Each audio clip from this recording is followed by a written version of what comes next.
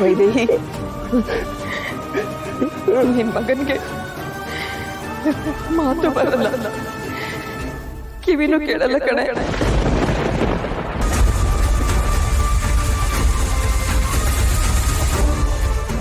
ಲಕ್ಷ್ಮಿ, ನಾನಿನ್ನು ಅನಾಥಾಶ್ರಮದಲ್ಲಿ ಬಿಟ್ಟು ಹೋದಾಗ ಎಷ್ಟು ಚೆನ್ನಾಗೇ ಇದ್ನಲ್ಲ, ಆಮೇಲೆ ಏನಾಯ್ತು?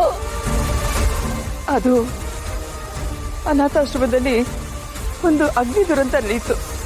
ಅದಾದ್ಮೇಲೆ ಇವನ್ ಈ ಥರ ಆಗ್ಬಿಟ್ಟಿದ್ದಾನೆ. ಇಲ್ಲಮ್ಮ, ಇದಕ್ಕೂ ಜಯಂತ್ ಅವರೇ ಕಾರಣ.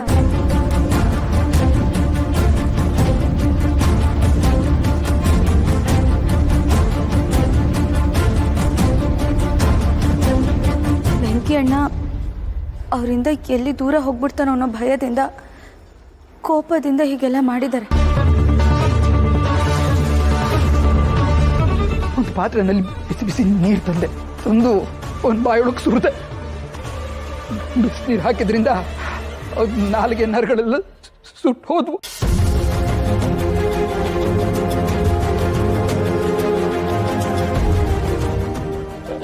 ಅಯ್ಯೋ,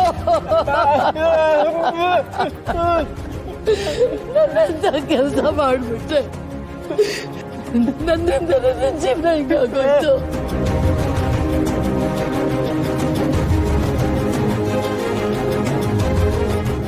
ಅಪ್ಪಾಪಿ ನನ್ ಮಗಗೆ ಎಂತ ಪರಿಸ್ಥಿತಿ ತಂದಿಟ್ಬಿಟ್ಟ.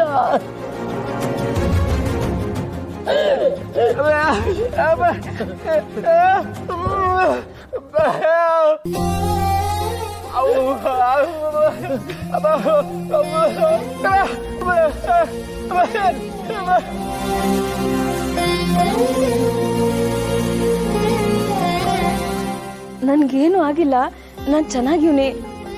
ಅಮ್ಮ ಮತ್ತೆ ಅಪ್ಪ ಇಬ್ರು ನನ್ನ ಸ್ಯಾನೆ ಚೆನ್ನಾಗಿ ನೋಡ್ಕೊಂಡವ್ರೆ ಅಂತ ಹೇಳ್ತವ್ರೆ.